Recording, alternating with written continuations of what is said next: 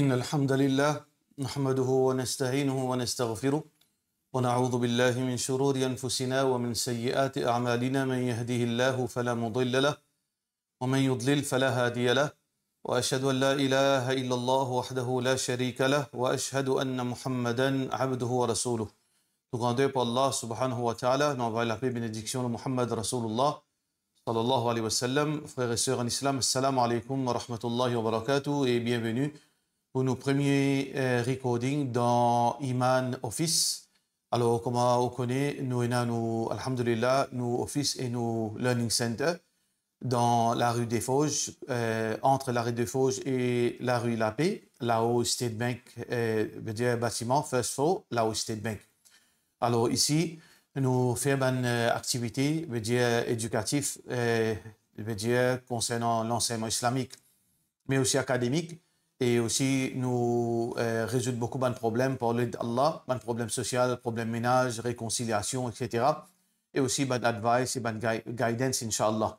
Alors, aujourd'hui, nous faisons une série. Alors, donc, nous pouvons commencer par la première question. Que là, une frère peut demander à une sœur, Soumaïa. Salam alaikum, je peux faire Umrah et je peux demander une explication si arrivé, je gagne mon période le jour ou dans l'avion en allant vers Jeddah. Vu qu'il m'a pour Al-Makka avant, ensuite Madina, comment je besoin procéder pour me faire mon Umrah, qui bonne condition est là. Alors définitivement, ce Soumaïa au besoin fini fait l'intention ferme. Depuis quand on sortit Maurice même, là quand on arrive côté Miqat, on finit veut dire formule ou l'intention, veut dire on confirme ou l'intention, et veut dire là on rentre dans l'état, veut dire ihram. Même qui ou dans période, pas aucun problème. Quand on arrive à Makkah, là, on pas fait rien, watan. Ça veut dire watan, c'est ce qui est propre. Quand on finit propre, là, où al, qui est connu comme Masjid Aïcha. Alors, Tan'im. Là, quand on propre, wal Tan'im, là, on commence à faire Umrah à partir de là. Là, on commence à dire Labbaik, Allahumma Umratan à partir de là. Là, on fait Umrah, comment on va faire si on connaît comment faire Umrah. C'est arrivé, ou par ici propre pendant Makkah. Là, ce qu'il a besoin de faire, au besoin de Madina. Là, un jour dans Madina, on trouve une opportunité. Et quand on peut rester, par exemple, 5-6 jours dans Madina, on rôde un jour là-dedans. Là, depuis Madina, quand on propre, là, on retourne à Makkah, on fait Umrah. Mais seulement dans ce moment-là, et au besoin veut dire reste dans l'état ihram. Si on finit, rentre dans l'état ihram, quand on arrive Miqat, il y a l'amlam, au besoin reste dans l'état ihram, même dans Madina. Alors, donc, ça, c'est deuxième option. Troisième option, si arrivé, on gagne au période dans Makkah, et là, ou pas propre ni dans Makkah ni dans Madina. Ça veut dire, ou pas propre ni dans Makkah ni dans Madina, qui n'est pas évident, mais dans certaines bandes, madame, vous êtes capable de gagner une période jusqu'à 14 jours. C'est arrivé que, au nombre de jours, il finit terminé, et ou encore toujours, veut dire dans l'état de Haïd, là, dans ce cas, ça qu'il a besoin de faire, on retourne à Makkah et on met l'habillement correctement, on prend toutes précautions nécessaires pour servir tout ban papier hygiénique qui ban madame servi correctement. Là, on fait Umrah dans sa l'état la même, pas aucun problème. Là, yukallifullahu nafsan illa wus'aha et pas aucune difficulté, Allah qui mette excepté ban qui sont qui est capable de sortir. Ça veut dire si au fin de Makkah, on n'est pas capable à cause aussi dans la période. On a le Madina aussi, en espérant qu'il y ait une période terminée, ou une période pas terminée. Il prend 14 jours, par exemple. Alors, on n'est pas capable d'attendre encore parce qu'on peut besoin de retourner à Maurice. Dans ce cas, là, on fait l'intention depuis Madina, Dhul Hulayfa, dans sa l'état la même. Là, on va faire Umrah. Là, à partir de là, on est capable de retourner à Maurice. Question suivante. Salam alaikum, question anonyme. Nous connaissons que les os haram pour manger, mais il y a des gens qui ont bon marrow, la moelle. Est-ce qu'il y a un droit à manger ça? Alors, il n'y a aucune place ni de Coran ni de Hadith qui fait dire que les os haram pour manger. Bien sûr, il y a des gens qui mangent. Nous ne sommes pas capables de dire les haram parce qu'il n'y a aucune place qui mentionne les os haram. Et, mais seulement, alhamdulillah, l'un de nous lâcher pour manger, une de nous les autres alternatives. Du monde qui fait les mange les jours quand il y a les autres choses. Mais si un du monde malgré ça, il content mange les jours dans certaines menus, par exemple dans dal, dans lentilles, arrivé dans les jours qui y a du monde certaines surtout ban vieux du monde, je consomme ça les jours là, pas aucun problème, gagne droit à manger. Alors, si les gens mangeaient bon marrow, la moelle aussi, pas aucun problème, gagne droit manger. Question suivante. Salam alaikum. Bon, besoin d'éclaircissement là, ce sujet-là. Si une personne a travail dans le gouvernement pour connexion familiale, mais il y a une bonne qualification pour ce travail-là et il peut travailler correctement. Est-ce que c'est l'argent haram et il a besoin de quitter ce travail-là? Alors, normalement, nous pas droit à faire sa pratique-là. Veut dire, servir ban contact, servir l'influence pour qui nous gagne travail qui fait. Parce que quand on peut faire ça, peut-être on peut priver celui qui peut mériter de ce droit.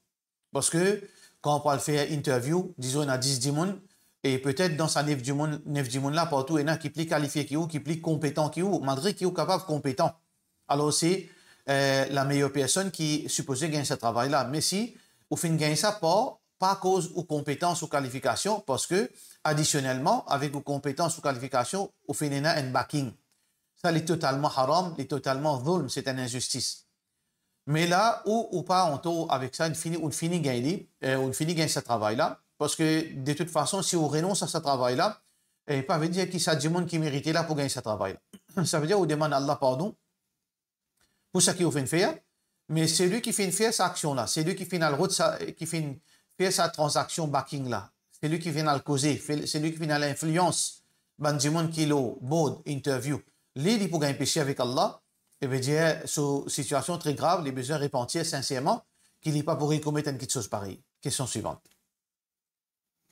Question de la part de nos frères Gibran Oudin. Si bus peut voyage entre Makkah et Medina, bus là fait arrêter, un seul coup et resté pendant peut rouler, il arrive le Maghrib.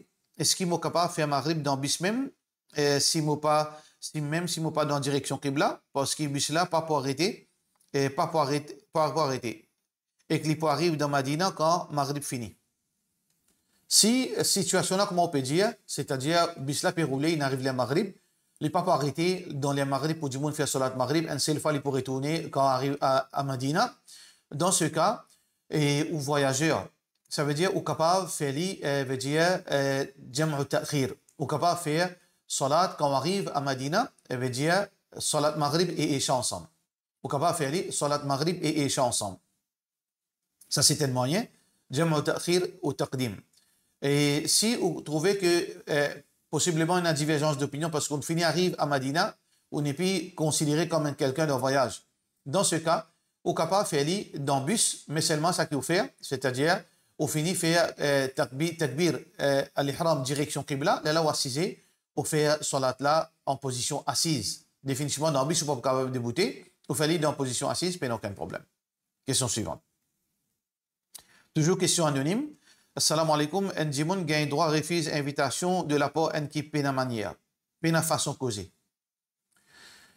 Écoutez, tout djimoun est un bon défaut. Personne ne peut pas faire la terre. Et un djimoun, ce problème, c'est les pena façon causer, les vulgaires, et un djimoun, les malhonnêtes, et un djimoun, les hypocrites, et un djimoun, les lâches, et un djimoun, les dans désobéissance, et un djimoun, tout ce quelques faiblesses djimoun est là. Alors, si nous pouvons veut dire, prendre une position par rapport à certains manquements qui, dans tout le monde, est là, nous pouvons trouver nous seuls. Il ne faudrait pas nous faire ça. Surtout si ça, là, c'est une famille proche, une famille de sang, nous devons faire savoir le manquement de Bandimoun. Nous ne pas laisser nous influencer et nous faire savoir. Mais si on peut dire, où est nos enfants? Là, on peut venir avec vos familles, monsieur, madame et enfants. Dans ce cas, quand on peut aller là, puis inviter là, je te jouerai, ben gros jouerai, je te cause, ben qui cause indécent. Je veux dire, même qui ou je te rappelle, je alors, je peux assister dans cause indécent, ou bien cause vulgaire, ou bien jouerai. Dans ce cas, oui, ou pas aller. Qui fait parler parce que vous pas capable d'exposer aux enfants avec une parole indécente ou une parole qui est haram. Dans ce cas, ou pas aller. Mais si seulement ou, veut dire, concerne ou tout seul, et ça dit monde qui n'a une parole pareille, c'est aux frères, ou bien aux familles proches. Là, on fait savoir, on prend patience et pour pas casser relation familiale. Question suivante. Salam alaikum de la part de nos frères de Zainab Madina. Dans l'islam, il dit qu'il y a un droit à manger tout ce qu'il y en a dans la mer. Mais est-ce qu'il y a un droit à manger ricain? Alors, même réponse, moi pour répondre, est que dans l'islam, jamais dans le Coran ni dans le Hadith, fin empêche manger une créature de la mer.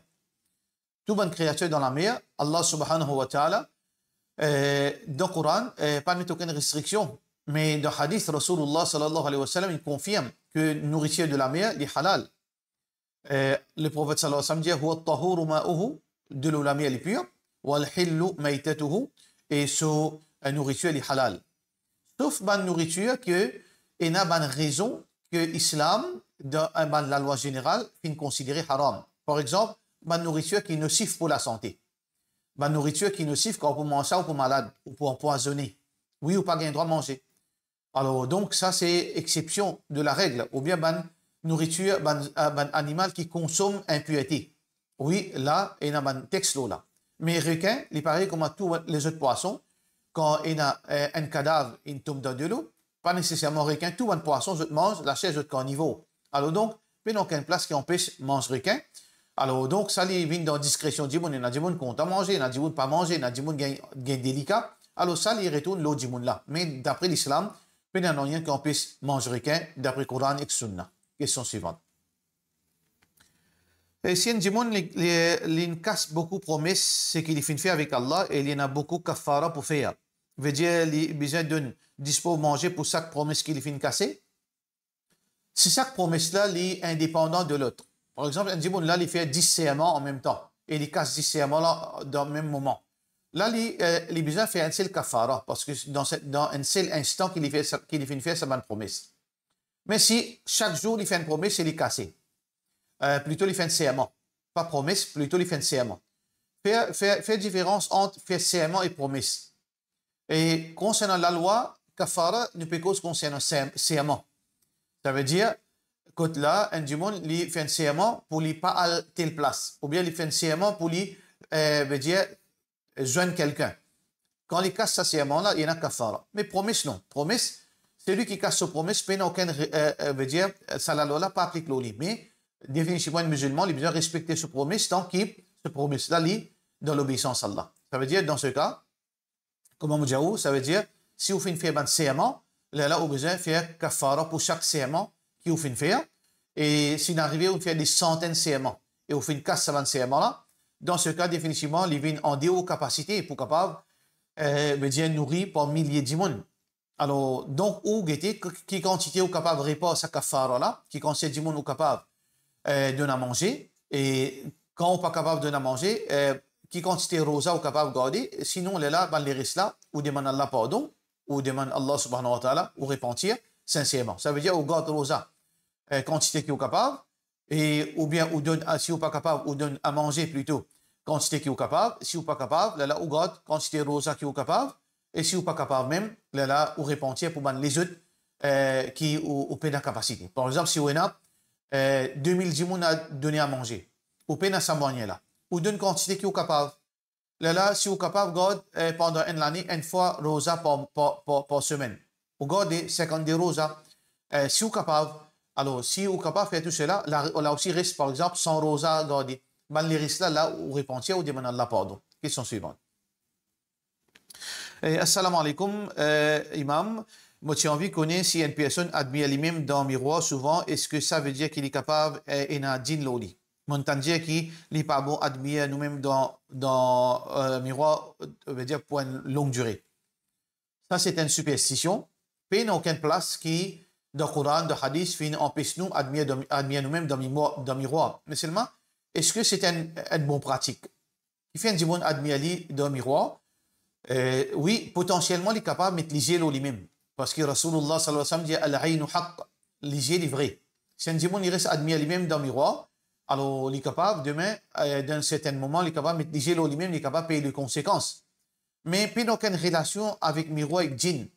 Il n'y a aucune place, si un démon il fixe pendant 10 minutes, 20 minutes, 30 minutes dans le miroir, qu'il est pour un djinn. Ça, c'est une superstition de un démon longtemps. Alors il ne faudrait pas nous croire dans la superstition parce qu'il n'est pas base, ni l'eau, veut dire aucune preuve.